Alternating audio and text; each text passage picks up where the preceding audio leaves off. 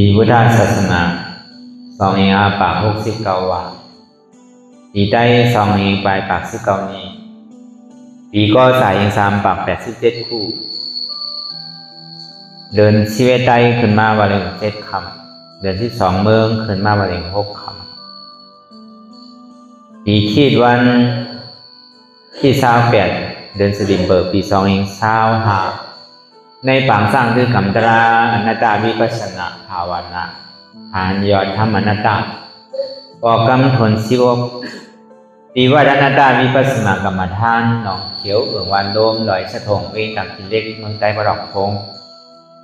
ได้ก็หอถึงมาทำขึ้นวันคนเก่าข้าวยามกลางคำอันเท่าที่ได้อ่อนกันจ้างตือกัมตรากว่าอันนี้เขาเตียงเราตั้งแต่6 โมงไป20 มินิแล้วก็มันดีกันถึง8 โมงไป20 มินิในเขาตั้ง2 ชั่วโมงไงเขาเดี๋ยวอ่อนกันเสือบยางตั้งเขาจุนิปันอ่อนตั้งสุดในก็คือเขาหนักขาไก่ขุดขากว่าทับต่างขาไส้ก่อนไรอย่างนั้นขาไส้ทับต่างขาขวาในก็ไรมือ2 คนต่างไว้เหนือตาเขาก็ย่าไว้ตัวซื้ออย่าไปเคียงหน่อยที่หย่อนย่านหน่ะก็ย่าในเขารับหูเนิบคืออย่างปิญญารับตาเนิบคือตาอย่างปิญญาอยากเคยที่มันนอนอย่างถ้าใส่เตียนเท่านั้นอะไรเสียนั้นในเตียนมันพูดบอกถึงเป็นมานั่นไงก็คือเขาบอกว่าเป็นนันตาอะไรอ่อนดาวไปหันเจ็บไปหันตุ้มข้าไปป่องแจงแรงใส่เหนือหน้าต่างเนี่ยก็เคยดีร่มเคยใส่เขาอ่อนตังเคยใส่เขายาวๆเคยใส่ยาวๆเคยใส่เขาลึกเคยใส่ลึกเขาเกิดออกตายเขาเปลี่ยนออกลูกปองเกิดแบบตายนั้นแต่ว่าเขาตัวหลอกบอกหลายๆแค่เขามีอย่างตั้งหันคือใจอย่างตั้งวนคือใจหันสะพอที่มันนำมูเปิ่งแล้วตั้งแต่ที่โอต่อไปกินไหนมีอะไรพอหล่ะไหนที่ว่าเป็นของเฮามีเฮาอันวันนั้นป้นปีป้นเดินป้นวันมาต่อทำพองยามมาเลี้ยวใครเท่าก็เท่าใครเป็นก็เป็นใครตายก็อีแลตายมีลองตั้งทมยากันเนี่ยก็หัวตั้งปีไรมีลองตั้งขาดยานกัน2 วันในส่วนเฮาเกิดมาเป็นก้น1 สัตว์เนี่ยแม่ก็อย่างที่เขาซุ้มคือเขาทรายนีเก่าอย่างที่ขึ้นเอานีใหม่หรือเขาบอกที่ได้อารังหรือเขาบอกที่ได้นำเม็ดนั่นเนี่ยก็ที่ได้คัดพวกคัดใจของห้างไผ่ห้างมันก็เหมือนหนังกึ่งตาเขาได้สุดต้องอธิษฐานไว้ก็เขาเหตุการณ์ดีกุศลที่ได้เนี่ยก็เลยคือได้ป่วนตู้ค่าเลยถึงสุขานี่ปั่นก็อย่างนี้กำคาเนี่ย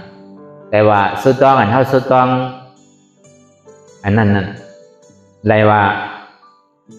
มันเป็นเชียนตั้งมันเนี่ยอันที่เขาเลยมาจ้างคือกับนั้นลองตั้งสุดต้องอันเขาใครมักกะลาโผตรานมันนั่นในป่องว่าเขาเลยมาโทรมายานั่นก็เลยเขาพอดีไรเหมือนอันเขาสุดต้องมองไว้นั่นเองก็เขาก็หลบคัดใสลงเฮอลำเหลวกันเพราะวันนั้นน่ะพระเป็นสาวเขาว่าในปลอกพงเอาในที่วัดไรว่าไรนี่ก็เป็นเฮ็ดไว้เนาะเพราะว่าเป็นภายเมืองในเขาดีเขียนไว้เป็นเฮอซ้ำพอหลวงนั่นอยู่ที่ฝั่งหน้าไม่ได้พระเป็นเจ้าให้ทำจู้เกิดเลยห้องเอาไว้เนี่ยสัตวะมาแลพอดีกว่านิพพานพอพระเป็นเจ้าห้องที่นั้นในก้นก็ไหลก็ใครกว่าก้อยกาข้าวใครเมื่อข้าพระเป็นเจ้าก้อยกาหน้ามันไปเย่าสนยังตึงมีอยู่ลูกไปเป้โตเตอร้านไปเป้โตเตอยังตึงมีเงินมีคำอยู่ในแหละก็เบอร์เรียกให้เมื่อข้าก้อยกาเข้าตีเลยเอาในมือจอมอสองทีไรเนี่ยมันเหมือนไรล้ำในเนี่ยทีไรปล่อยพาว่างไปเชียงมันเป็นของนักนั่นก็เอามาใส่มันติดโจมเนี่ยมันกว่าไรก็ใครกว่าก็ป้อเป้โตเป้ใส่เต้ก็ปล่อยพาเลยมาเลยอันนี้เขายามหันไว้อธิเปมันนั่นมันเป็นที่นั่นวันนั้นลาเป็นเจ้าห้องเอามือจอมนี่ปั่น เฮาซ้ำกลุ่มกะอดีตเปมันเป็นหือไหนตีปองมันเป็นหือไหนก็เพื่อเฮาใจติดใจซับใจเปลี่ยนก็เพื่อว่าการเฮาในหมอเย่านี่ปอกที่เรียกว่าตั้งแต่เฮากรรมมาต่อถึงท้องย่ำมันเหลียวในไปเย่าอาการน่ะต่อในถึงตายก็มันไปเย่าอาการพอการเฮิรนนั่นมันมีเมื่อเย่าสิบอกว่าการรอกด้านลงเนี่ยก็วันนั้นพอเดียวนั่นเป็นเปิงหลวงมันไหนแต่ก่อนมันตีนักนั่นน่ะมันต่างเพิ่มได้มันดีจมก็วันนั้นพอเป้โตเป้ใส่เด้ๆในก็เฮาหลมเอาปล่อยพาว่างมีเฮาก็เปิ้นเป็นอะไรนั่นเขาก็หนึ่งสืบกว่ามันจังว่าอะไรน่ะก็วันนั้นเฮาซ้ำถางว่าบ่มีเฮาในเปิ้นเป็นไรเนี่ยอันนี้ตั้งทางเฮาไว้นั่นเขาก็เฮามีเด้ในก็เปิ้นก็เป็นไรนั่นเขาตอนหนังสัตว์ว่าจังหมดจังเซ็งในเปิ้นยังเป็นไรน่ะอันนี้เขาเป็นโกนตั้งก้อนเนี่ยเขาพอมีหูมีตามีหัวหลังมีศพมีตัวอย่างนั้นบางก้อนเนี่ยเห็นดีเห็นลายพอโซบเอาลงก็ในเมืองนอกวันวาเต้เนี่ยก็เพราะอาศักดิ์18แล้วนี่ก็เขาก็เห็นดีเห็นลายนั่นนี่ก็เขาก็จะได้เหตุการณ์ซ้อมเห็นดีซ้อมก็เมได้ก็มีปุนพรดัดดีตัวเอาพอตั้งเมืองนอกคนเนี่ยเมื่อนางเคมันก็เฮ็ดสิ่งนั้นเอากับเพื่อกับซ้อนเตียนอยู่จำปีจำน้องไล่เฮ็ดเบิ้นนั่นอย่างละอยู่ไล่เลยคนหวานคนเมืองเบิ้นเนี่ยขึ้นใหญ่ไม่สูงเบิ้นเป้โตห้างไผ่ห้างมันก็เบิ้งเหมือนคนเอาในมันเป็นสิ่งนั้นน่ะใครอยู่จำเฮาเนี่ยใครอยู่จำหูจำตาเฮาพอดีกับเห็นดีเห็นไล่ในซ้ำโหมันได้ผาดกันเฮามีเงินนำบ่แต่ไหนเนี่ยเขามันก่อยเฮ็ดสังคนไรเอาวะกินต่อโจก็มันเซ็งเนี่ยมาก่อนเฮามีเงินมีคำเขาทำหักลูกหลานเขาสิน่ะก็หักเมียวนั่นเนี่ยมันก็ให้มันพอหักลูกหักหลานเขานั่นปุนพรปอเมนมันนั่นเมื่อลูกไปหู้ดีหู้ไล่นั่นเนี่ยก็ดีได้สอนเอาไปหู้ไปหมอดีได้สอนการสอนงานปันนั่นคือเขาก็จีมีการมีงานเขาก็จีได้มีปัญญาตั้งหู้ตั้งหมอนั่นอันนี้มันเป็นปุนพรแต่ดีเล่งปอเมแต่ดีลุ่มล้านลูกล้างเนี่ยต่อถึงเขาก็เป้โตกว่าเนี่ยนะก็เอาเมืองเขาว่าเจ้ก็เมืองเปิดแต่18ก็เป็นปล่อยเอาเมืองเขาแต่ก็ป้อมจบดิกจบล่างป้อมแต่หน้าหอโตเฮิรนปันแดสังถึงดีแต่หน้าหอโตเฮิรนมาเยาเนี่ยก็ถึงดีมีลูกมีล่างเขาซ้ำดีในกลุ่มกระตุ้ยเขาอยู่น่ะก็ดีว่าเจ้ก็เบิ่นนั้นน่ะปุนพรปอเมนั่นเนี่ยก็เข้าหลวงปันแห้งเขานั่นอันลำลองมันนั่นไปหู้ไปหมออันโตทบลองการลองงานก็คือเขาหยาบเขาผืดคือเขาอยู่ไกลๆนิดนึงก็อยู่จำในมันวายหยาบเลยกั้มเนี่ยก็เอากระซ้อนเทียนไกลๆนิดนึงเพื่อกะก็ใหญ่มากไปพึ่งได้ก็หยาบมันเป็นเนียวไม่พอมันถึงมาลัดซื้อเนี่ยหักกำเดียวไรพอลัดก็มันโดลัดมือมันตึงหนุ่มพอเขาตีหรือไม่มันซื้อนั่นไหนก็เอามือมันตึงหนุ่มพอมันเท้าแก่มาเนี่ยพอมันป่วนหย่อยมาแล้วเนี่ยมันใครหยาบใครว่าหยาบมันสอนอะไร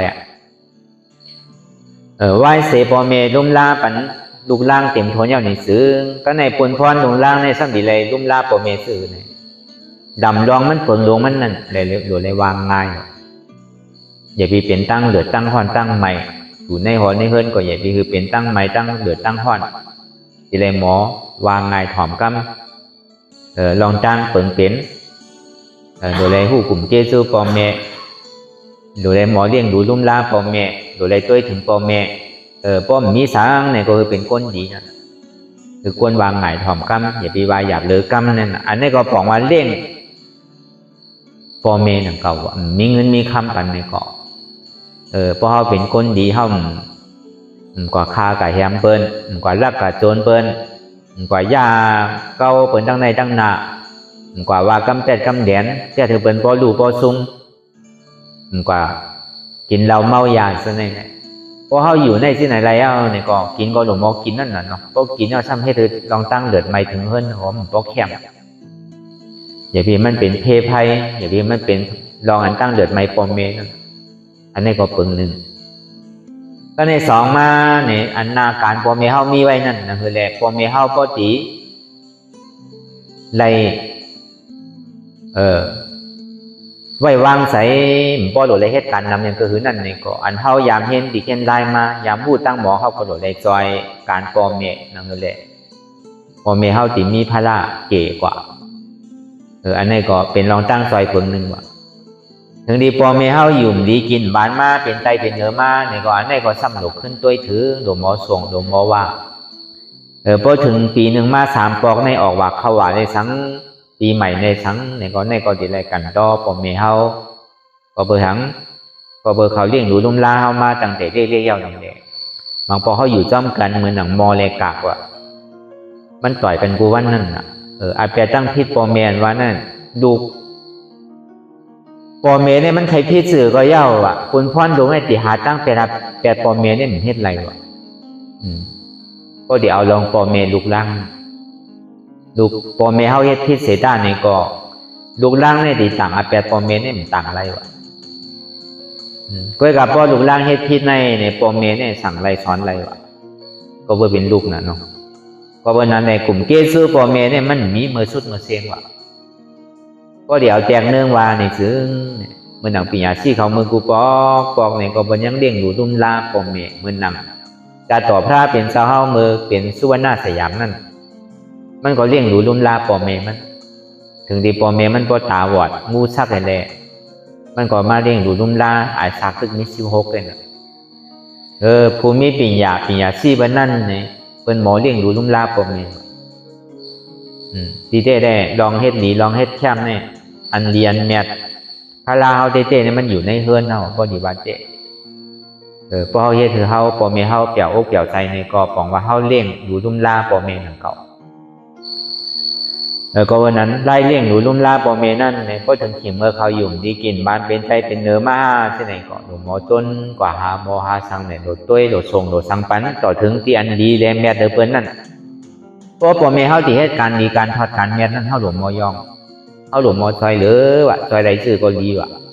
เฮามีเงินมีคำซอยนี่ก็เฮาหลวงมอสาธุอนุโมทนาเอาว่ะเอากลางใจปอมเมเฮาวาล้อเนี่ยว่ะก็อาการดีลองตาหน้าเลยสังอันมันแคบเลยตาหน้าลองอันกำสินกำทำนั่นเหมือนอย่างปอมเมเฮาใครกันนอนวัดนอนว่าใครมาจ้างตื้อกำตลาดเนี่ยอยู่ปันแห้งว่ะอย่าไปเซ่อย่าไปเน่ว่ะเพราะเขาที่เมื่อการตลาดเนี่ยยังดูเอาเงินปันก่อนว่ะนี่ก็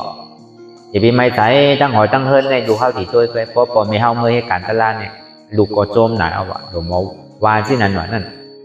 ถึงดีว่าเรื่องหลูลุ่มหน้าปอมเมหมอสุดไรหนังเก่าว่ะเพราะเขาปันแห้งปอมเมเฮามาเฮ็ดกำสินกำทำเด็กไรมาจ้างตื้อกำตลาดเนี่ยไรว่าเนี่ยหมอตอบกลุ่มเจจูปอมเมสุดไรว่ะพอเปิดมันเป็นรองตั้งดีนะถูกดีปันว่าปันแห้งปอมเมเฮาปอมเมเฮาหมู่ฮู้เนี่ยเฮายังยิ่งโดกับบอกคือปอมเมเฮามาเฮ็ดว่าเนี่ยพอเฮาเลี้ยงหนูลุ่มลาปอมเมเฮาเนี่ยถ้าเป็นเจ้าแตกเนื้อว่าเนี่ยปอก็หนึ่งอยู่เหนือว่าภายใต้เมก็หนึ่งอยู่เหนือว่าภายขวากินอยู่ที่ในขี้อยู่ที่ในเยียวอยู่ที่ในต่อโตสุดปานอ่านหัวไหลปากไหลเฮงชัดมันก็ที่ได้ว่าตอบกลุ่มเกซูปอมเมสุดทำสุดว่ะก็กะพอเฮาบอกปันแห้งก่อนบ่าปันแห้งปอมเมเฮาหรือไม่ให้ขันตลาหรือปอตีผู้รองตั้งสะพอตลาดนั่นเนี่ยตัวเฮาเลยมาโทมยาเยาเนี่ยก็เฮาเลยมาเห็นหูเยาเนี่ยก็คือปอมเมเฮาไปยามหูยามหันไปยามจ้างตื้อกำนั่นเนี่ยก็เฮาเมื่อปันบ่าปันแห้งบอกเขาคือเขาพอเลยหูเลยหันนั่นก็เขาเลยมาจ้างตื้อกำนั่นเนี่ยสังว่าเขาเลยตลาดกว่าในเนี่ยก็อันนั้นหมอตอบผมเคซูปอมเมสุดอยู่นั่นเขาอันนั้นมันเป็นเมียวที่อันตอบผมเคซูหมอเปย์อยู่นั่นเขาเมียวเฮ็ดเมียวสินั่นเดอเซนั่นไหนตัวอะไรมาจ้างตื้อกำยาวหนังอันปอมเมเฮาหมจ้างมาตายนอนไหนกินน้ำนั่นเลยสังเนี่ยก็เฮาก็ซ้ำขึ้นเอาตลาดเนี่ยขึ้นมือตอบผมเคซูปอมเมเอาเงินเอาคำปั่นก็ป้อมือมันเปลี่ยนมาได้มันคันไรอ่ะจังกระจายทั้งเอาลองตั้งกินตั้งว่าซื้อปันบ่เต็มบ่ก็มันจังกินอะไรก็มันจังแห้งนั่นก็แต่ว่ามันบ่มีอาโจหนังเต้ๆว่ะก็เบอร์นั้นลองตั้งอันที่มันเป็นพรดีเต้ๆนั่นเฮาเอาตารางนั่นน่ะสอนปันปอเฮาแม่เฮาเหมือนเฮามาโอเจ็บเยือนทุกข้าวใช่ไหมมันดีเจ็บต้องว่าเจ็บเอวว่าเจ็บหลังว่าเจ็บหัวใช่ไหมมันดีปอมาเนาะก็ในพอยาชื่อก็ยาก็เจอก็น่ะยาเนี่ยพอจอดวันจอดเมืองรู้หายรู้กำไหนที่เป็นถือมาพ ก็เป็นนั้นในเฮาได้อยู่ตามพ่อแม่นั่นคือแหละพ่อแม่เฮาติ่มใส่โต๊ะเนี่ยพอมันเจ็บก้นขึ้นเมื่อยแกนมาเจ็บตีต้องเนี่ยสังเจ็บตีขาเนี่ยสังเจ็บตีโตเนี่ยสังเจ็บตีหัวเนี่ยสังเจ็บตีใจเนี่ยสังเนี่ยก็ซ้ำขึ้นเอาลองลายวิปัสสนาเทียนเฮาอ่อนเป็นเฮ็ดอยู่กูวันเนี่ยซ้ำขึ้นกว่าสอนน่ะพอต้องเจ็บก็ต้องมีอนัตตาพอมันมีมันโดเจ็บขาเจ็บก็ขามีพอเฮาแม่เฮามันเป็นอนัตตามันใจขาวรู้เนี่ยเอาในสอนเขาดิ๊กพอโหเจ็บก็โหมีเจ็บเนี่ยมันเป็นทุกข้ามว่าอะไรอนัตตาอะโลใจบ่มดีงามใจบ่ใครพูดใครขาดใจก็มีลมเนี่ยพอมันมีได้คือมันเหมือนใจเฮากูเมียวเฮาหลวงบอกไว้ว่างใจยาก็ยาเจอก็รู้เฮาหลวงเอาตาลาเขาเข้าใจโดหมอคุกใจรายการดีกู้โสเตียนเฮามีอย่าไปกับคุกใจรายการอันไม่อกไม่ใจเนี่ยอย่าไปคุกใจไรอย่าไปไม่ใจทั้งลุงมีตั้งก็อยู่เฮาก็โดหมอว่าหมอสั่งหมอสอนนั่นพอเขาป้าอกป้าใส่มายาวเนี่ยก็เพื่ออันนั้นเร่งดูรุ่มลาปอเมียนวันนั้นที่ได้ใจยาวจริงๆก็ใจปอดเหมือนไรเมียวกนเปลี่ยนเนี่ยเขาใจปอดก็เหมือนใจมาเนี่ยเขาคือบรรลุละก็มันถูกใจเขาเนี่ยเมียวปอเมียวเมเนี่ยเอายามลุมลามาลูกพอเจ้าฉานเนี่ยวันหนึ่งเนี่ยต้องเจ็บในมันห้องวันสองปอกก็กลางในเจ้ามาในห้องลาวันมากก็ห้องเขาเนี่ยต้มเขาต้มบันมันกินกูวันเนี่ยไปเจ้าไปคำไปเจ้าไปคำเนี่ยต้มบันกูวันพอมาหันเนี่ยมันสิดีกินเขาต้มกูวันเนาะอำใจอ่านโหวันมันโนอ่านโหเดือนโหปีมันมันก็อิ่มมันเก่าก็กาเคียวซ้ำเมียโลศิลาดกรรมก่อนจังลาถ้ามันเป็นเด็กแพทย์ก็เป็นนั้นมากการมันเขาลุ่มลาปอเมนนั่นก็เหมือนนั้นหนังเก่าวันหนึ่ง3 ปอกอันที่เลยพึกคือมันไปกว่าไปมาก15 มินิดาโหลไว้ใส่ยาวๆที่นั่นก่อนนะโดนเลี้ยงอยู่ลุ่มลาปอเมนได้เหมือนง่ายๆพอใจปอดเต็มไร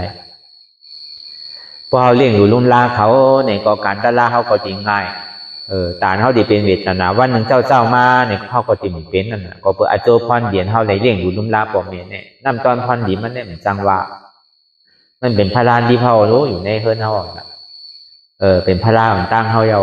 เป็นฉาวตั้งเขาปอมเมียเนี่ยพอกลางในเจ้ามาห้องพอต่างก็กับปันตึ้งย่อมกินเขาเนี่ยแต่เฮ็ดปันมันแต่คนปันมันแล้วไว้เรียกไว้การเนี่ยก็ปันกินอารมณ์ใครกินสารโหวืดปอมันใจว่าเขาเกิดเป็นก้นก็โดนกินข้าวไปตายก็การเลยกินอยู่ก็หลอกกินเปิดดูคือขันท้าเขาอยู่ก็รู้พอมันตายก็เหนียวเด็กก็ดีจังให้เธอละวัวแต่ยาเขามีไว้รู้นี่ก็ป้าตั้งทีเดียวมันจะดีกินถ้ามันเสียงของนางเก่ากินข้าวก็เฮ็ดที่ไหนกูวันมันใจวันเดียวเพราะมันใจยาวเนี่ยมันเฮ็ดอะไรนั่นก็ก็เนี่ยพอต้องเจ็บมาเนี่ยในใจมันเดียไปทางก็ต้องเจ็บเนี่ยมันเอากรรมไม่ดีต้องมันนั่นมันดีลาดีเขาเหมือนจังลาดต้องมีอยู่5 ปอต้องไม่มีอยู่5วนด้วยกรรมมีเนี่ยพอมันมีเนี่ยมันโดดเจ็บนอใจอยู่เนี่ยพอเบอร์มันมีใจเนี่ยใจมันไปทางหลับเพราะเป็นนั้นเพราะมันมีมันใจตัวมันใจต้องก็ซ้ำท่องมาเป็นสารนั่นเนี่ยอนัตตาเนี่ยมันก็ทำปลอมมันก็ตอนนี้มันก็ยังเป็นคนดีเห็นดีเช่นไล่มาตั้งแต่เมื่อเล็กๆอยู่จอมดีจอมไล่มาตั้งแต่เมื่อเล็กๆเรียกว่าหายดีอ้ามพอวนที่ไหนก็เย็นแซ่บว่าห้องอันต้องเจ็บนั่นหายกำไรกำนั่นจังหวัดตะลาเนี่ยก็มันเป็นยาวิเศษอันเป็นวันนั่นเป็นยาที่มันหันซื้อนาตั้นตากำเดียวอันนี้เขาว่าตัวทบที่เจ้าฉาได้เฮ็ดมานั่นเนาะเขาก็ซ้ำขึ้นเอาเมื่อไหวกับตัวเขาช่างว่าวันหนึ่งเขาจะได้ใจก็ไม่รู้เมียวลุงเมียวหลานเนี่ยพอเมียเขาเป็นมาในใจมันเลียที่ไรเลียแค่เอากวานนั่นก็มันพอเขามีเงินเวลามีเงินอยู่เซด้าเนี่ยก็กว่ายาก็ซ้ำยาชื่อของมันหายด้วยก็การเลยเอาตะลายาไว้นั่นก็กำนันสุดมาเตะก็จังให้ถือเอาน่ะพอลามากกว่าเฮ็ดเช่นนั้นห้องพอถึงขิงมันจองวันมันห้องคำไหนพอเป็นนั่นก็เฮ็ดเหมือนเก่ายังต้องเจี๊ยบต้องมีอยู่5เนี่ยมีเจี๊ยบเนี่ยเป็นทุกข้าสุขข้ากำลังว่าทุกข้ารอเนี่ยซึ่งว่าปีนั่น มั่นใจของเฮาอยู่ว่านั่นต้องกันมามั่นใจเพราะมั่นใจไปทางแบบเป็นอนัตตาเพราะปองที่นั่นก็หายกว่ากำไรกำนันวันหนึ่งเนี่ย2 ปอกได้เฮ็ดที่ไหนดีๆกันก็ในลองตั้งเตี่ยมันไม่ใสนั่นเนี่ยก็มันก็การตั้งดีก็มันยามเฮ็ดมาในนำวันนะปิตากา3 ปองก็อยู่มาเป็น3 ปอกตาเวสันตลานั่นก็อยู่มาเป็น2-3 ปอกเมื่อกูปอกในเมื่อเขาลูกทีเมืองลอยมาตั้งพระเจ้าหลวงน้ำยืนนั่นพอเจ้าเป็นร้อยพระเจ้าหลวงน้ำยืดมีให้เป็นคืนวันร้อยก็เบอร์นั้นเนี่ยมันลูกทีพระเจ้าหลวงน้ำยืดมาเนี่ยก็โคเปเลยไปลองเทซึกนั่นไปมาอยู่วันบ่อเฮือนั่นพอมาอยู่วันบ่อเฮือเอาเนี่ยก็เบอร์ขิงนั่นได้ก็มันเป็นก็แมวตั้งมันก็ยามเฮ็ดตั้งปิตากา3 กองขันตังมันในมีอยู่คือในมีอยู่84,000เฮงว่ะให้ดู3 ปอกอันตาดีตังปิตากา3 กองในตีแล้วแรงตังตีแล้วเอามาในจ้างตังก็เบอร์มาเนี่ยมันก่อนจังกะจ้างเนี่ยมันจังกะคาตีแล้วเขาก็เฮ็ดเป็นทางจ้างใหญ่ๆก็เบียกเอานั่นจ้างใหญ่มาใหญ่ก็ตังมันขันตังเนี่ยมันมีอยู่ตังโมดังเสียง84,000เองเนี่ยก็เฮ็ดมา2-3 ปอกถ้ามีสันตลาดหลวงนั่นก็เฮ็ดมาเมื่อนำก็เฮ็ดตีวันเวียงใหม่ตีตั้งเมืองลังนั่นเนี่ยสิมก็เฮ็ดมือเลียวกันวิหารก็เฮ็ดมือเลียวกันเฮ็ดถึง2 อันก็ลองกินเนี่ยพวกก็หือทำทีนะเพื่อกับพวกลองหูลองต้านในสมาธินี่พอมันเป็นเช่นนั้นนะมันสอนเฮาตั้งแต่มือเล็กๆพวกกินข้าวแน่อย่าไปกินเบอร์กินบากว่ะเพิ่นเฮ็ดมา1 เม็ดเนี่ยมันง่ายๆว่ากระโจติเป็นข้าวมาแน่สุริว่าเม็ด1เนี่ยมันมีการมีขันเนี่ยใจป้องกับหวานเนี่ยมันออกมาเป็นปากเป็นปากโฮงสิว่าเดี๋ยวพอเฮากินก็หือเนี่ยเฮาโดดต้วยต้องเฮาหวังใจว่าการมีแต่ใครอยากให้กินเนี่ยซ้ำเดินเนี่ยมันดีเสียหลายอย่าไปมีที่ไหนเม็ด1ก็อย่าไปเกิดเขาเนี่ยพอสอนเนี่ยกินต่อถึงในหวานเนี่ยป้อมคือเขาติดมันก็สอนว่าแต่นั่นมันก็เป็นได้เหรียญนึงเฮาก็ตั้งแต่นั่นมาก็เฮาก็พึกไว้พอกินเนี่ยพอแทง2-3 ปองเนี่ยพอใครแทงพอเฮากินเฮาตีต้วยต้องเฮาตั้งเฮาได้กินในบ่คันในเนี่ยเฮาก็ตักต่อเตะเฮากินได้กินต่อถึงมันก็เซ็มเขาเม็ดนึงก็คือติดหวานมันเป็นอาจารย์แบบนั้นนะต่อถึงเฮาก็ใหญ่มาแต่นาหอต่อเฮินมาต่อถึงมาเป็นมือเดียวเนี่ยมันเป็นอาจารย์ที่นั่นนะพอเฮาตักเอาเนี่ยก็ตึ้งแทงขึ้นพอเฮาตักเอาก็มันเป็นอาจารย์ดีมันนำมันก็ดีเปิงนึงนั่นน่ะเนาะดีบาลีนั่นน่ะมันสิได้ฮู้ต้องเจ้าเก่านั่นน่ะต้องเจ้าเก่ามันกินในหมอกกะหือเฮากินกูวันให้เฮาฮู้ลูกอันใดอาหารมันอาบติแม่นเฮาแม่นเฮาฮู้น่ะอันนี้เฮาว่าลอกไล่ในตานเฮาได้จอบเกศสู่พ่อแม่มันก็มีหลายเจอหลายรองหลายเปิงในก็ตัวทบจะเฮาเลยมีมาไหว้เสเฮาเปิดปังตะลาปอกคนนึงมาเย้านี่ก็มาถึงพอในกลางเทนั่นเนี่ยก็ปอกมากกว่าลอกกระทำเนี่ยมันมาหลายเจอหลายรองมาจามเนี่ยดุก3 ก้อ4 ก้ออันดีอยู่ในเมืองเชียงตุงนั่นเนี่ยก็เป็นไข่เป็นดาวถึง4 ก้อก็ในปอเนี่ยพอปอกมาเฮือนเนี่ยเอาใส่ปองพอใส่ปองเอาเนี่ยก็ว่าหาสาบุญเนี่ยสาบุญมาอาโรใส่ปองอาโรในเนี่ยว่าเฮาก็เท่าซ้ำเท่าเย้าสิเฮ็ดเหือเนี่ยได้โทษใช้จังว่าเอาครึ่งก็กาดีไรพอมันรอดก็ดีรอดก็ตายนั่นน่ะได้โทษใช้ก็เป็นเธอก็เย้ายามันหายแกก็เมื่อยาที่เชียงรายที่อันโฮงพยาบาลเนี่ยพาหลงนั่นเพิ่นได้ว่าที่ได้อยู่คือเงินได้ในที่ได้อยู่ชื่อก็ที่นำชุดในหมอกเดินนึงที่เกศชุดในหมอก2 บวงที่ได้อยู่เพื่อกับเมืองไทยเนี่ยก็เป็นภูมิอายุพอมีวัดมีไหวเนี่ยมันเป็น30 บาทเนาะพวกคนไทยเขาได้เขาพวกใครลุ่มล้านดีในเมืองไทยเนี่ยก็เปิดทั้งไหนเขาว่ากินภาษีของคนวันคนเมืองว่ะเอาเปรียบคนราชการว่ะเขาพวกใครตัวดีพอห้องมาอย่างเขาเทิดเขาท่าเขาหลาก็กับปอในซ้ำได้เฮ็ดไว้วัดไว้กันก็เปิดอาสามันเท่าเลยเขาก็เฮ็ดพอมาตัวอย่างประกันอย่างมีอย่างชื่อเนี่ยเขามาถามด้วยเป็นที่ไหนมันติเสียงเงินเสียงเกิดว่าย่าหมอยามันหายเลยเงินในเสียงคือก่อมเป็นสัง อารมณ์ว่าที่อย่างนี้เขาใกล้ตัวน่ะเขามาตัวกล้อง2กล้องหมอ2-3กล้องใกล้ๆมาตัวเสียเขาลุ่มล้านลีน่ะเพราะเขาเล่นเงินเนี่ยที่เต้เขาก็ไม่ไรนั่งเก่ามันเขาในอัจฉริยะเขานั่นน่ะเขาลุ่มล้านลีน่ะเพราะเป็นคนไทยโยอันกะเอา30 บาทที่ไหนอารมณ์ตายก็พอตีตายเอาบางก็พอห้องอยู่ที่นั่นก็เขามาตัวสมาร์ทลาทั้งวันเพื่อกับเขาเปลี่ยนอย่างนั้นเขาว่าใครเสียงคือก็เสียงไง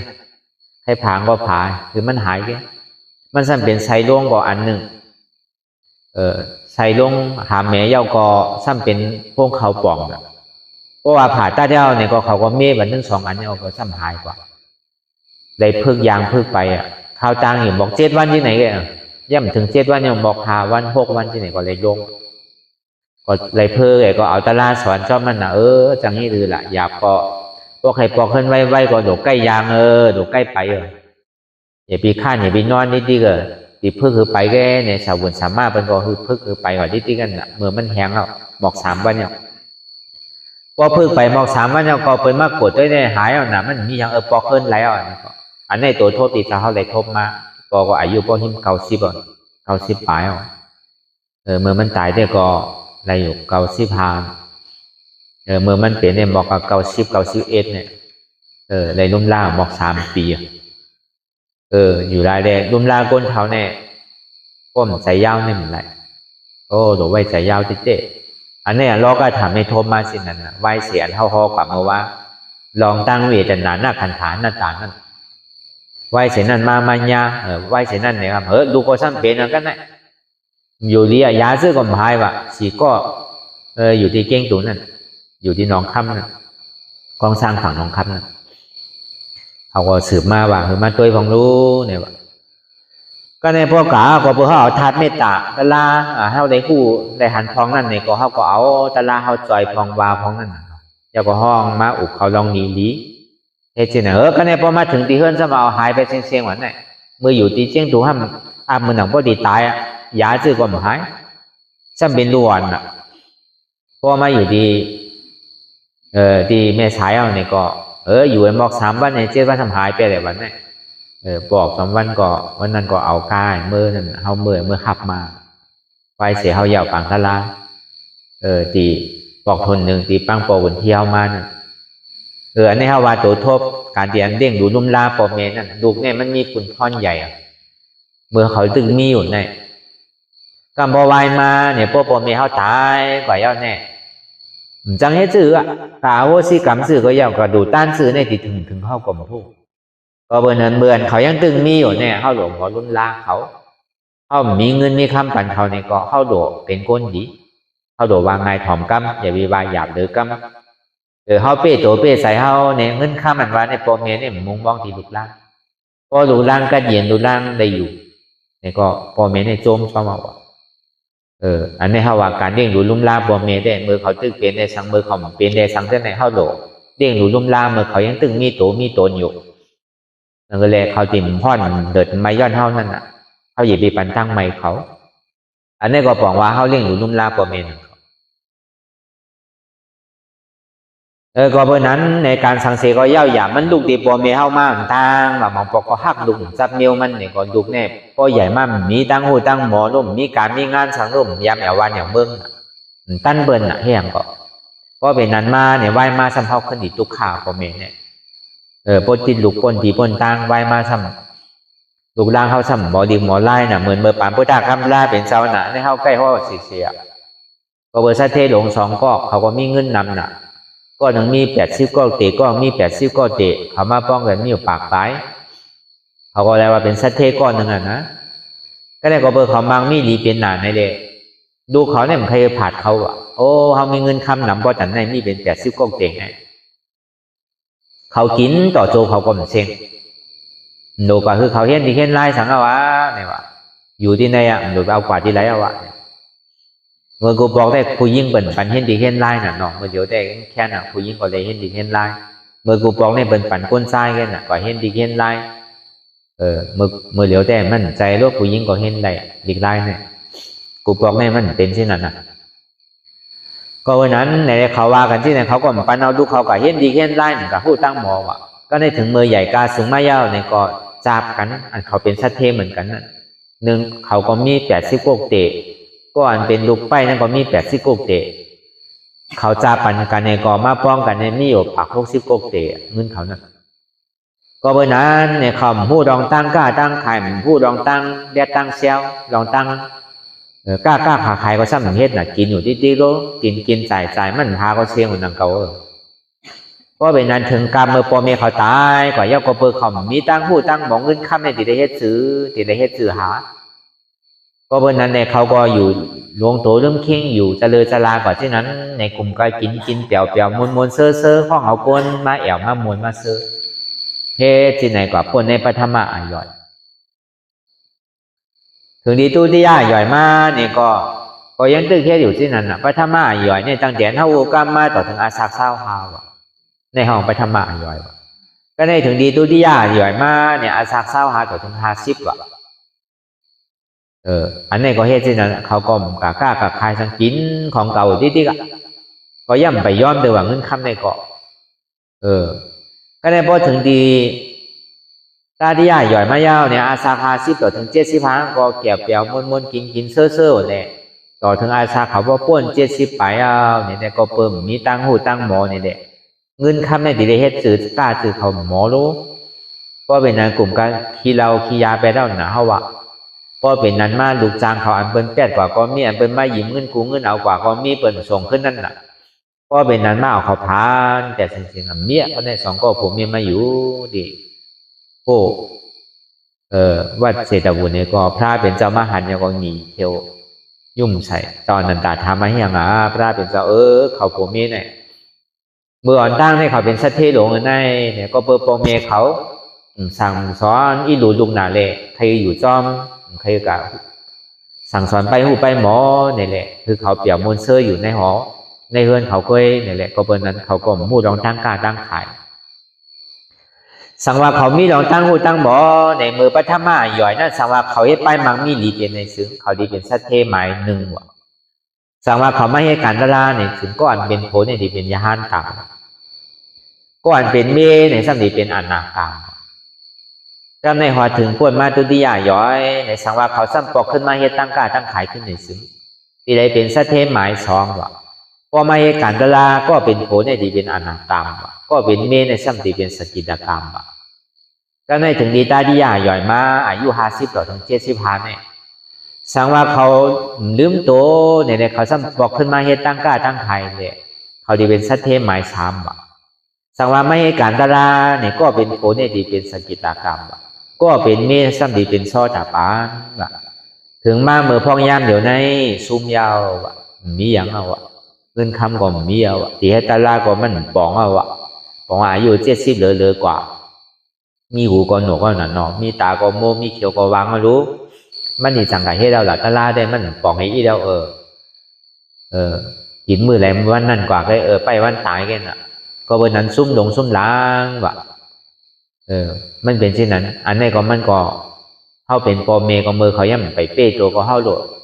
อ่อนเนื้อเขาเป้ตัวนั่นน่ะก็วันนั้นพอมาท่าสั่งโดยตาลาหัวใน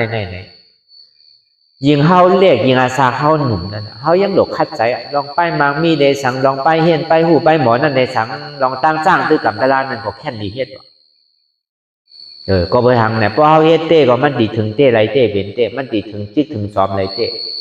ก็วันนั้นเหมือนเขายังตึกเรียกอยู่นั่นก็เบอร์ไอหยงไรเจอไรลองไร300,000เปิงนั้นมันไม่ยากเข้าเขาก็หือเพื่อกับพอมีหลุมมีรังมามีหอมีเฮินมีโอ้จากโคของมันคำมาเยาเนี่ยมันใครพาอย่าไปอินถึงที่เขาเท่าแก่มาเยาเนี่ยได้ก็กับการได้ลองไปอยู่ดีเขาก็มันก็แคบเขาลั่นกันเหมือนตึกหนุ่มรู้ก็เบอร์นั้นยิงเขาเท่าก็ตะล่าเนี่ยมันนานไหลก็เบอร์นั้นในปฐมะย่อยนั่นในอันตั้งแต่เขาความต่อทางเศร้าหาเนี่ยเขาหลบคัดใจเต้ว่ะจังไรตะล่าอันทวนชันจังเย่าการไรหนังเก่าในโจทย์เนี่ยเพราะเขาคัดใจเต้ไหวเสนั่นมาอาศักเศร้าหาต่อทาง50นั่นนี่ก็อันนี้ก็หลบคัดใจว่ะ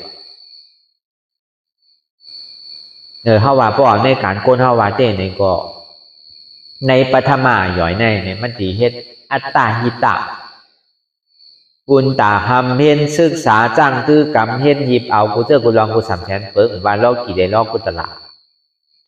cái nàyพอถึงตีตุดิยาย่อยมาเนี่ยอาซักเศร้าหาตัวถึง50เนี่ยตีได้เฮ็ดปราหิตาสังว่าเฮาอยู่เฮิรนเฮาแต่หน้าหอต่อเฮิรนเนี่ยก็เฮาตีได้สร้างลูกสร้างร่างสร้างวันสร้างเมืองสร้างการสร้างงานว่าทางอะไรเฮ็ดดีๆว่ะก็ในถึงดีตาติยาย่อยมาในตัวเจ้าเก่าย่ำไปทบไปย่ำไปหันเตือนเนี่ยก็คัดใจเฮ็ดถึงมันไรว่ะ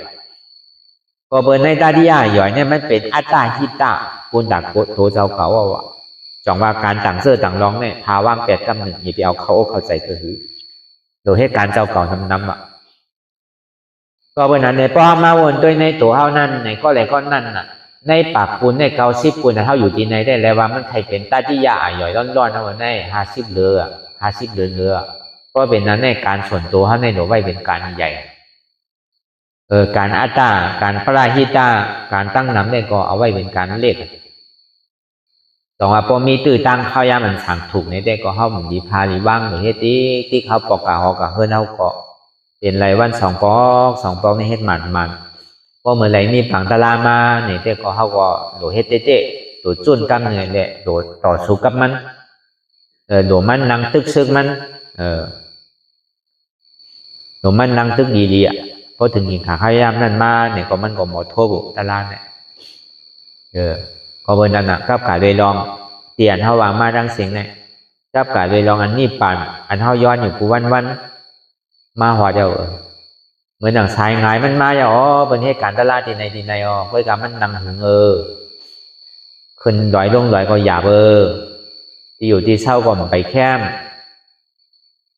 โกก้นเตี๋ยเพราะเนี่ยเนี่ยมันมานั่นน่ะตึ้งบอกแล้วก็ตึ้งหามเข้าซ่อมหนังเก่านั่นบอกเขาเนี่ยเขามาบอกข่าวลี้เพื่อการนั่งหือได้เข้าซ้ำดียื้ออยู่เนี่ยที่นอนป้อว่าแน่ที่กว่าดีป้าเดือเข้าใครกาครึ่งนึงนั่นเนาะมันจามเท่านั้นน่ะก็การดีมีดีอะไรก็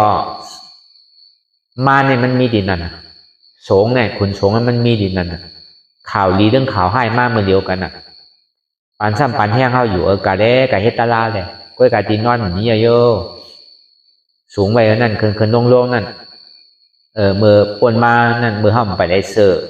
ตั้งเธอนั่นเนี่ยก็เมื่อเดี๋ยวออกใส่ไม่ออกสื่อบนเข้าไปได้เสือแต่ก็เขาก็ร่วมหลายก็นั่นติดตั้งโกงนั่นมันมือหนาโน้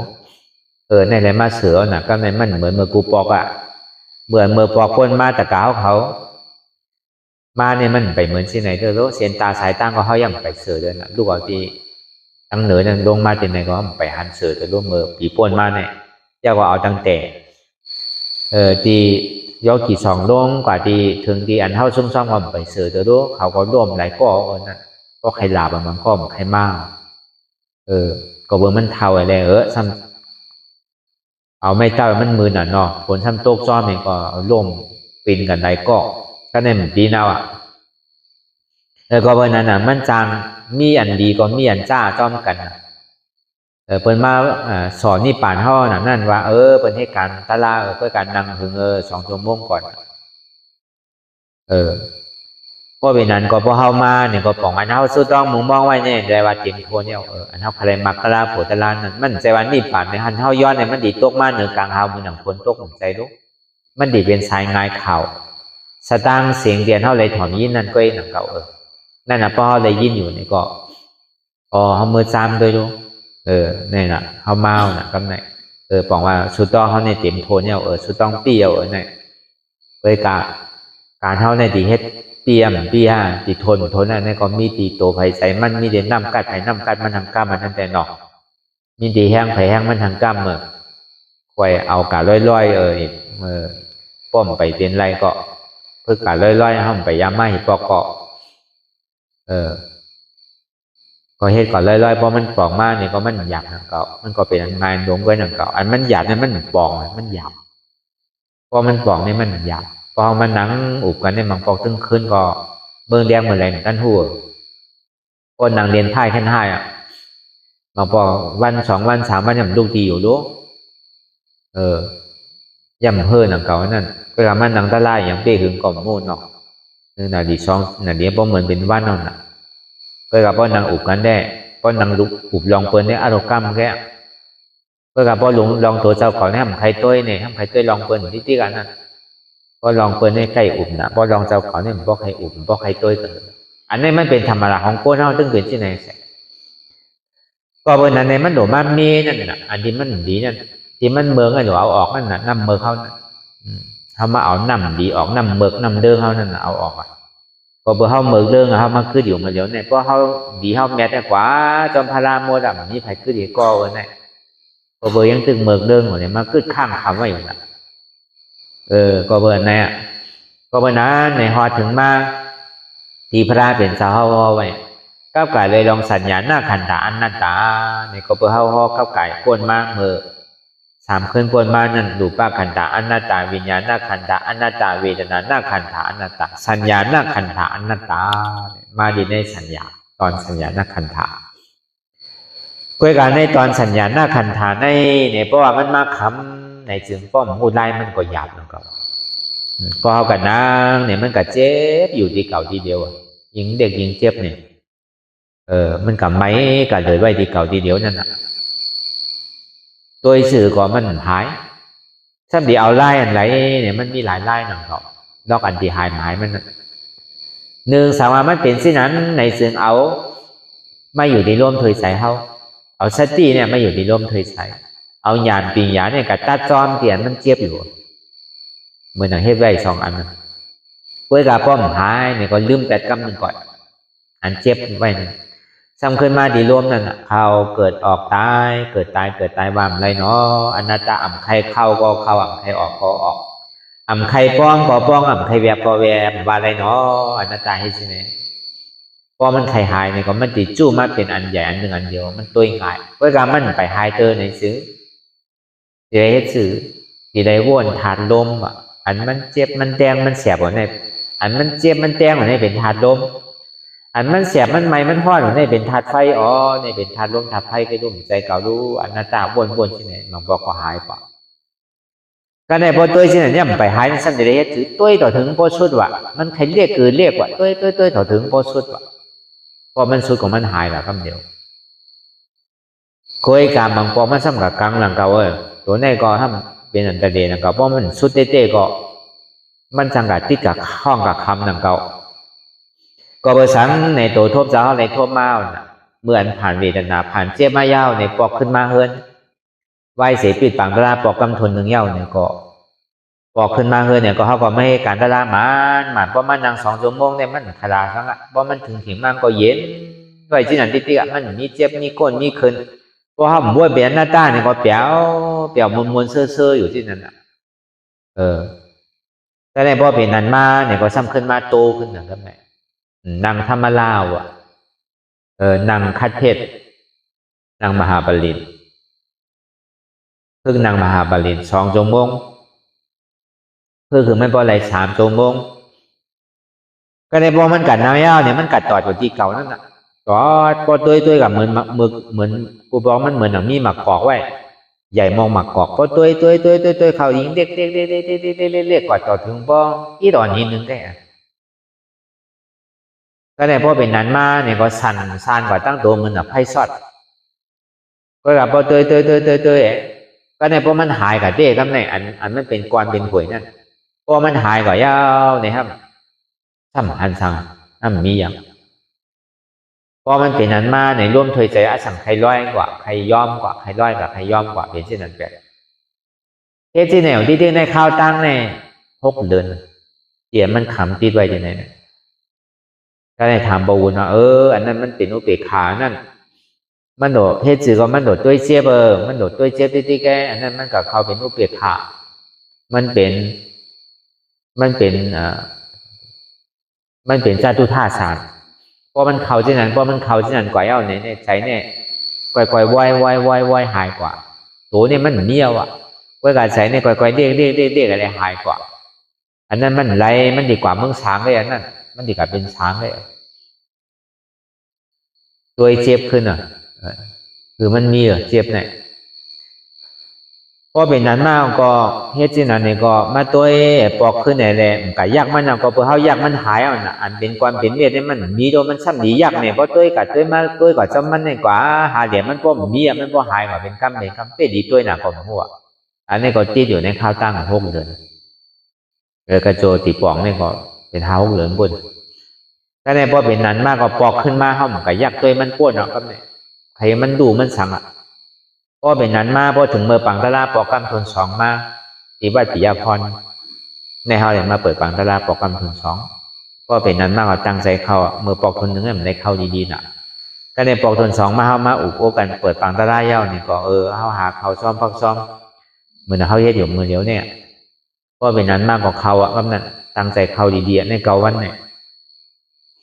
ก็เป็นนั้นมาเนี่ยก็วันทนหนึ่งทนสองทนสามในเฮ็ดมันก็ในพอวันทนสี่ทนห้าทนหกมาเนี่ยหวังต่อสู้กับมันเอาตั้งแต่นาฬิกา12กลางวันต่อถึงนาฬิกา8 โมงเนี่ยเขาว่า1 2 3 4 5 6 7 8ชั่วโมงเปิ้นป้อก็ห้อมป้อเขาก็วนว่าป้อเขานั่งกลางวันนี่สิกับป้อมือเดียวเปิ้นเหมือน8 โมงป้อวันป้อก็เขาป้อซ้ำเปิ้นเหมือนนั้นในการเกณฑ์นี่เป็นถึงกล่อมป้อนำแต่อาบว่าไว้กำหนึ่งก่อนนำเป็นสังไม่ก็ว่าไม่ก็เปิดไม่นี่เขาผ่านมาเขาก็กลัวเผิงใครย่อยใครไหลคือก็มันสั่นเป็นข้าวไม่มันเขาเปิดเนี่ยพอได้ไม่แจมมีพัดลมมีแอร์แดมหนูไม่แจมก็เปิดวัดเขาตึกเฮ็ดใหม่น่ะมันยาวนะพัดลมมันวาเต้ก็เหมือนจองเขาในหนังเก่าเนี่ยพอกันนั่งเส้นนั้นยาวนี่ก็1 วันนั่งยากต่อถึงเนี่ยเจี๊ยบก็หายกว่านั่งคัดเทศได้ไปฮัดนั่งเตอนั่งที่เฮือนในฮัดนั่งอยู่2 นาที 3 นาทีได้พอดีนั่งอ่านโห7 8 นาทีมันได้ก็ไปฮัดนั่งเตอเขาก็หู้แห้งเขาอยู่นั่นเนาะมันเฮ็ดไรก็เขาก็ใครเฮ็ดเตอนั่นพอเป็นนั้นมาเนี่ยก็มานั่งต่างซุงพอต่างซุงก็นั่งที่ไหนก็ป้นกว่า8 ชั่วโมงตัวต่อถึงในเจี๊ยบก็หายกว่า1 วันทน4ก็ในวันทน5มันก็หวังทั้งเอาตั้งแต่นาฬิกา12เตียงวันต่อถึง8 โมงวันทน2ก็ในพอวันทน3มาเนี่ยก็เฮ็ดสินั้นทั้งนั่งไห้ทัดใต้กัน3 วันทัดกันถึงวันทน4ทน5ทน6ก็ในพอ3 ปอมาแล้วเนี่ยเฮาฮู้แฮงเฮาน่ะดูเขาเฮ็ดหมอกคันได้ก็มันสุดแฮงเขาเย้าจังกว่าได้ทั้งเอาหนึ่งก็เฮาตึงย่อม1ย่อมขึ้นคนนั่งเอาก็ตึงต่างตึงคือลงลานั่นปีนึงก็เป็นเอาซากแรกเอาเฮ็ดสินั่นก็ในพอถึงเมื่อเฮ็ดมาถึง3 วันยาวเนี่ยก็พอลงเอาก็ใจเนี่ยก็อันใครก็เบิ่มันใครไล่น่ะมันใครเฮ็ดน่ะก็เบิ่ใจนี่มันใครไล่ป่วนน่ะจังว่าข้านน่ะก็ซ้ำดีใครไล่ป่วนน่ะก็มันดีนั่นบอกขึ้นมา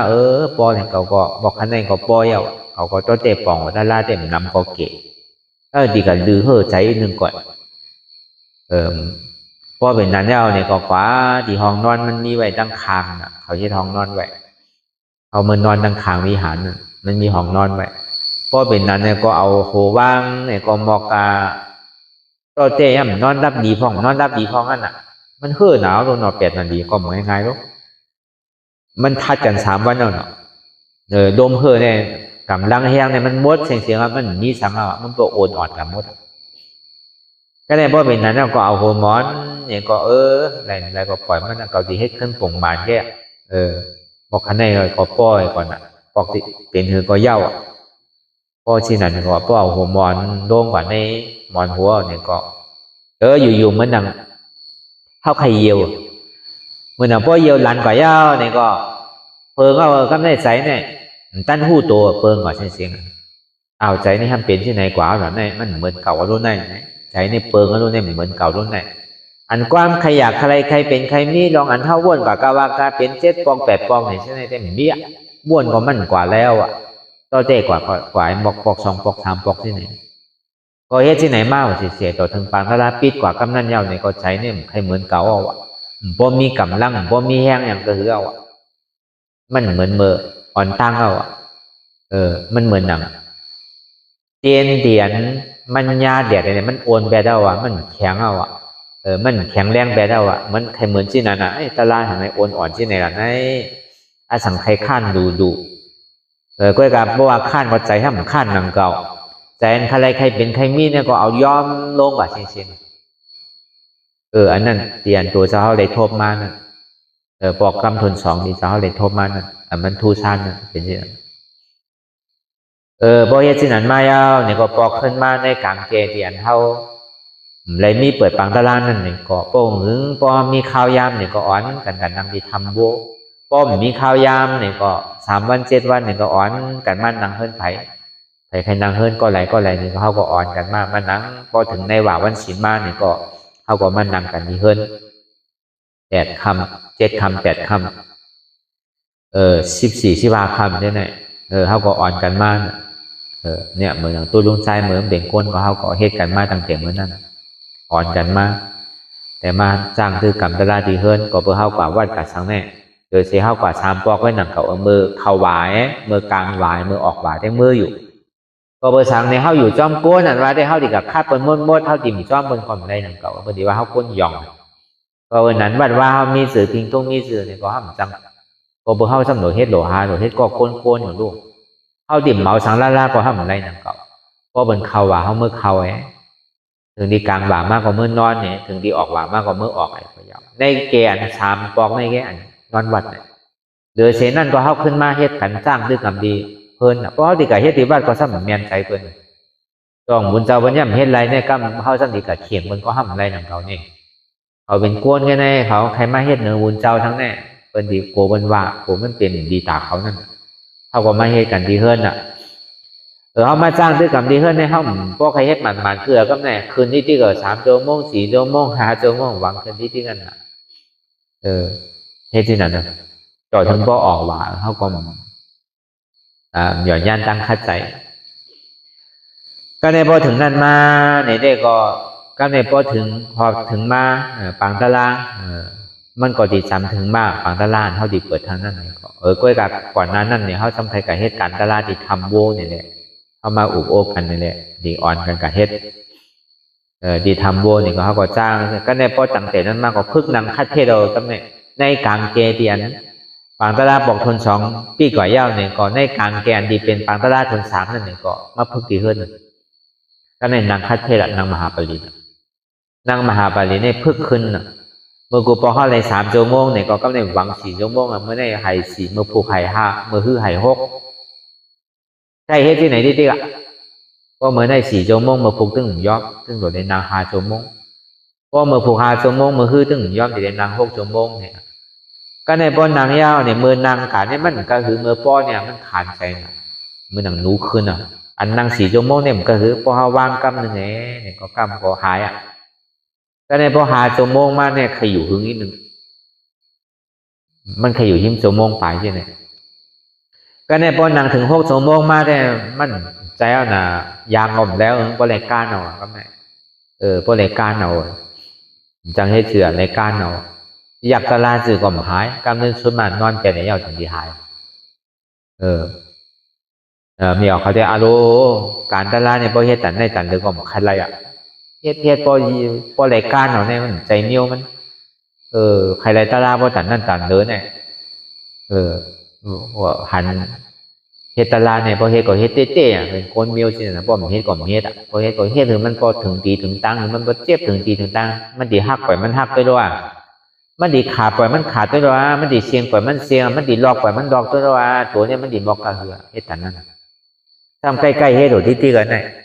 พอเฮ็ดเวียนเนี่ย2-3 วันเนี่ยก็ซ้ำจ้างทั้ง2-3 วันเนี่ยจ้างทั้งเฮ็ดที่ไหนที่ก็ยังตึงเจ็บอยู่ก็ในบ่เป็นนั้นมาในอ่อนกันกว่าเฮ็ดเอานี่ก็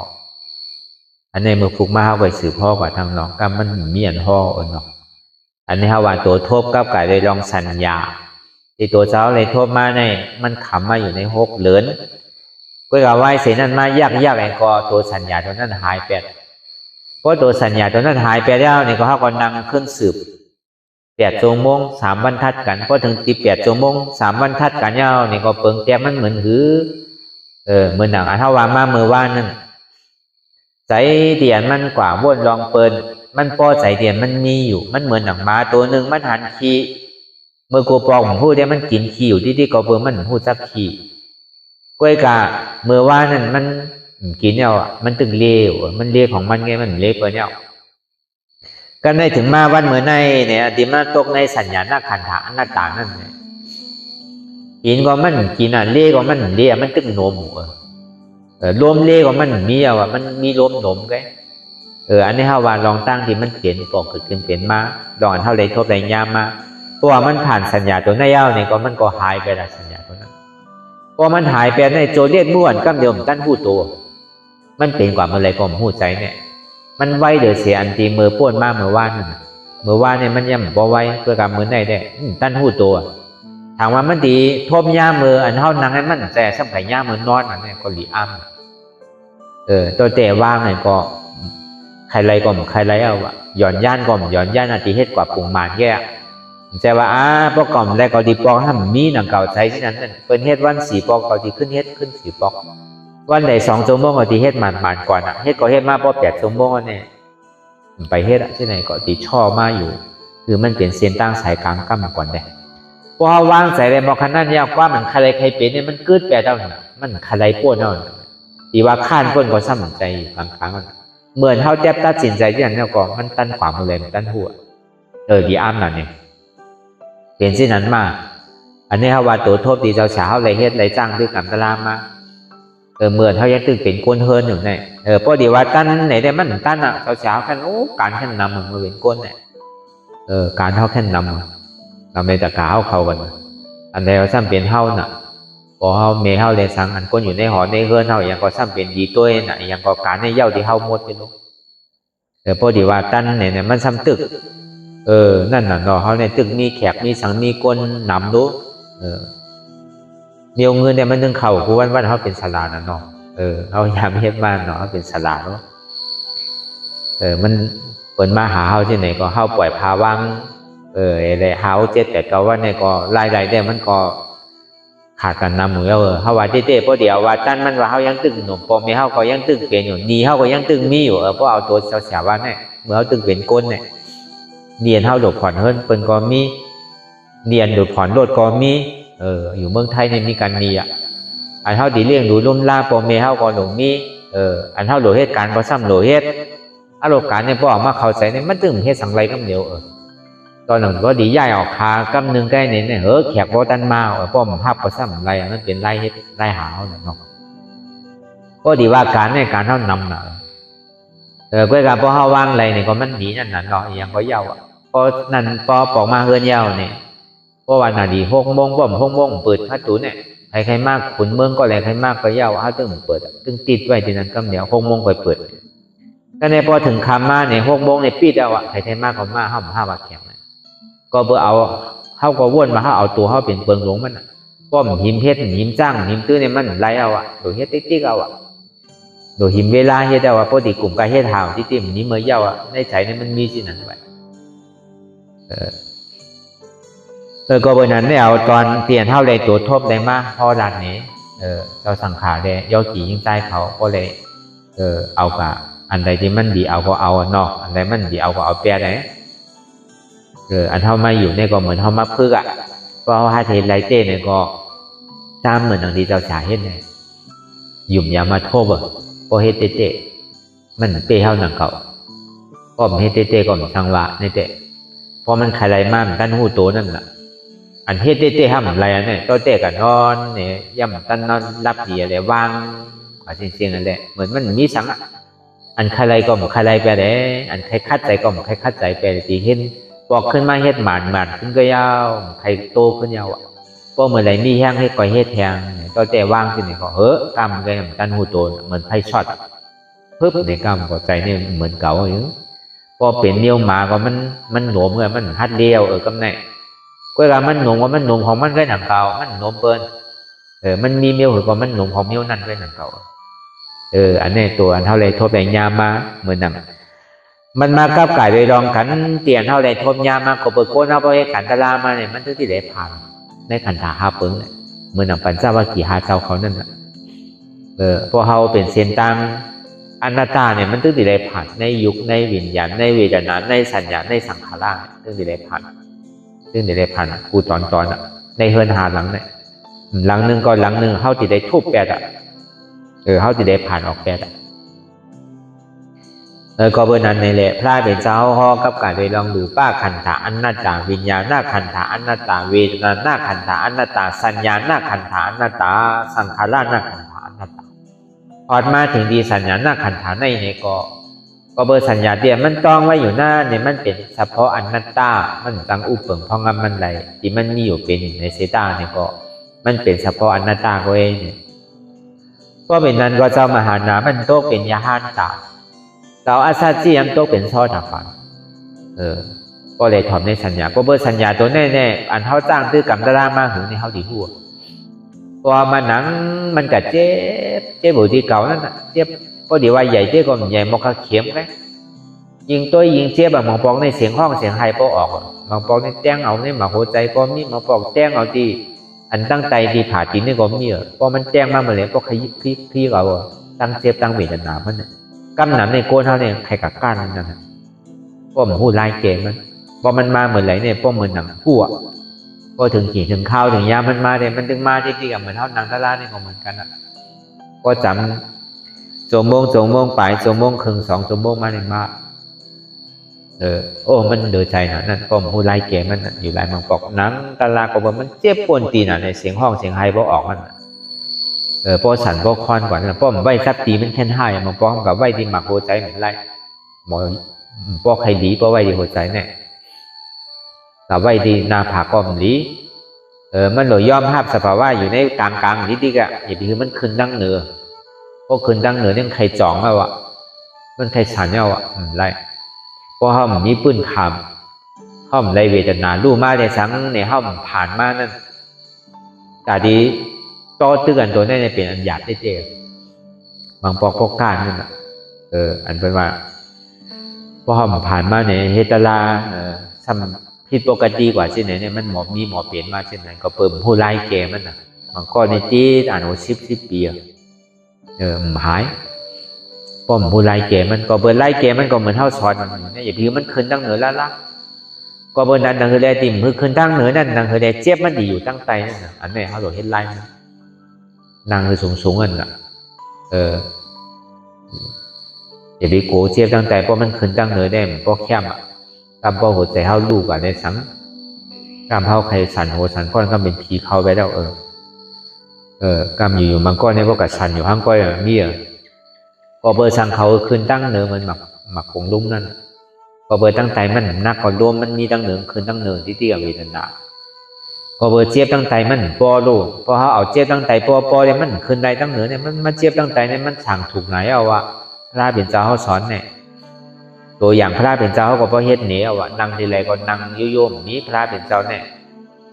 ซึ่งนั่งมหาบาลินร่อนก็นั่งฮอตลาก็นั่งขาซ้ายทับขาขวาทับขาซ้ายทับขาขวานั่นน่ะพอนั่งตลาก็นั่งมหาบาลินก็เดี๋ยวพระเป็นเจ้าเนี่ยก็เพื่อทางน่ะปื้นขามันมีไว้ดีเพราะเขานั่งขาไก่กุดเนี่ยมันเจ็บเนี่ยมันมาอยู่ทีเดียวกันอันมันตัดที่ห้องหับในตัวในตั้งเหนือเขาเนี่ยมันหับอะไรดีน่ะเขานั่งขาไก่กุดเนี่ยพอเขานั่งเบี่ยงนั่งสังเนี่ยมันหับอะไรทุกข้าดีแล้วมันขึ้นตั้งเหนือทีเดียวอันนี้ก็เป็นตอนนั้นที่เขาถูกที่หู้ถูกที่เอาเขาเข้าใจเนี่ยถูกที่เก็บซิมไว้เพราะมันปอกกับขึ้นเป็นมาเนี่ยก็เอาคอเนี่ยให้การตลาเขากว่าเขาติดไรโทษแรงยากเพราะเป็นคนให้การตลาเต้นเนี่ยมันก็จะได้ผ่านด่านหลายด่านนั่นน่ะนอกเหมือนเท่าพายน้ำนั่นน่ะในแม่น้ำหลวงเนี่ยจะได้พายข้ามหมด4 เมตรกาหม้อข้าผ้าหม้อข้านั่นแต่ว่ามันหยาบบ่ห้านี่ก็หยาบนั่นเก่าแต่ว่ามันง่ายฮะมันก็ง่ายนั่นเก่ามันง่ายที่ว่าเฮาได้ป่องเฮาได้ฮู้ไว้เอาได้เฮาอยู่ว่า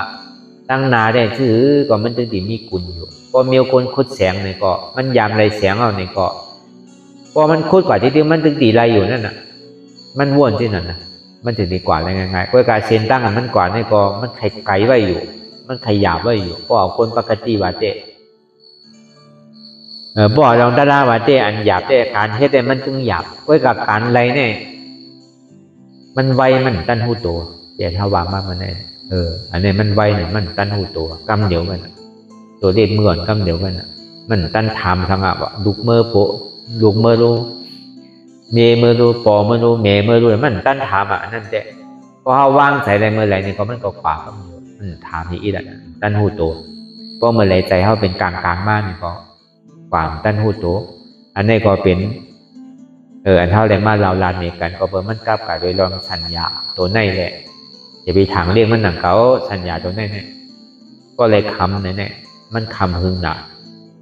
มันก็คำเป็น10 ปี20 ปีต่อถึงพ่อตายคำเนี่ยในเจ้ายังคำมาเป็น6 เดือนอ่ะก็เพราะนั้นในแหล่ไหว้เสนันมาในพระเป็นเจ้าห่อเย้าในเกาะเจ้ายาหันต่างนี่เกิดขึ้น4 สุเจ้าซอดาปานี่เกิดขึ้น1 สุถ้าเป็นเจ้ามาหูมันโมเสียในขันธาหาเปิงในมันเป็นอนัตตาสัพเพสังขาระอนิจจาสัพเพสังขาระทุกขาสัพเพสังขาระอนัตตาสังขารทั้งหมดทั้งเสียงในมันกึมก็เปิมมันกึมในมันเป็นทุกขาก็เปิว่ามันเป็นทุกขาอุปมพ่องลำเหนือมันอะไรเนี่ยแต่ที่ห้องมันเป็นอนัตตาสัพพอรูปขันธาอนัตตาตัวในก็ใจเก่าอนัตตาวิญญาณขันธาอนัตตาใช้ในก็ใจเก่าอนัตตาเวทนาขันธาอนัตตาเจ็บในก็ใจเก่าอนัตตาสัญญาขันธาอนัตตาเจ็บเดียวมันก็ต้องไว้ที่เก่าทีเดียวนั่นก็ใจเก่าอนัตตาสังขารขันธาอนัตตาเจ็บเดียวมันแดกลายค่ายก่อนนั่นก็มันใจเก่าผู้โหที่ไหนเหมือนเขามาจ้างด้วยกรรมเหมือนเดียวในก็ทำมีในก็เขาปอหันทำใจในก็เขาปอหู้ทำมีหันทุกข้าทำใจหัวทุกข้าเป็นอนัตตาทำมีหันเจ็บทำใจหัวเจ็บในเป็นอนัตตาทำมีหันว่างใจโหเก่าใจคาเก่าใจมือเก่าใจโตเก่าใจเก่าใจเจ็บเก่าทำใจในก็คือปอหู้ว่ามันเป็นอนัตตาในก็เขาวนยาวข้าย้ำหึงอย่าไปว่าไพ่อย่าไปว่าเทิงป้นเตียนเฮาหันเฮาว่นเตียนเฮาว่นเฮาหันนั่นพอเพียงเรียงกันว่นต่อถึงเจ็บนั่นพอสุดว่นต่อถึงตุข่านั่นพอสุดตาต่อถึงอัตตานั่นพอโตพุทธขาดกว่าอะไรที่มันพูดตัวเกิดขึ้นเป็นมานั่นนี่ก็คือเฮาพอหมอว่นวางแทบตัดเป็นอนัตตาสัพพอไหน